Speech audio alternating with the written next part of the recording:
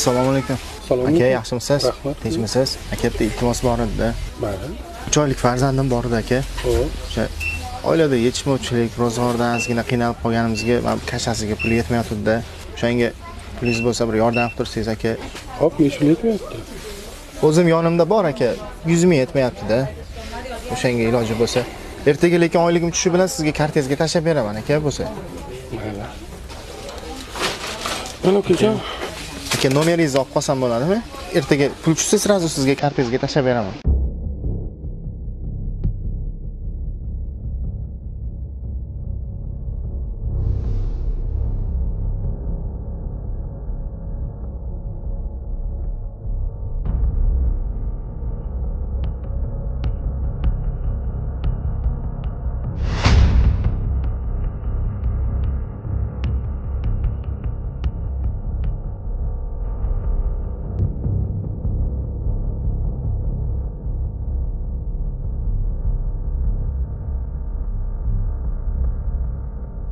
Assalomu alaykum.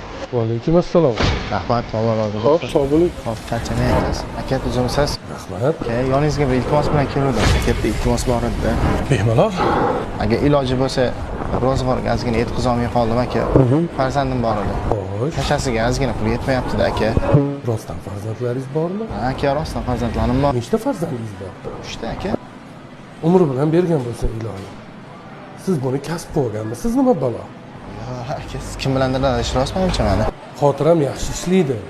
Kiyim o'zgargan bo'lishi mumkin. Lekin odam o'zgarmaydi. Men shunaqa oilalarni bilaman, joynamoz ustida ko'z yosh bilan tonggacha uxlamasdan Allohdan farzand so'rab chiqadi. Uyalmaysanmi? Xudodan qo'rqmaysanmi? Bir kun kelib haqiqatdan ham shu Alloh bergan ne'mat 3 ta farzanding och qolib ketishdi. Men-ku bergan pulimga mingdan ming roziman.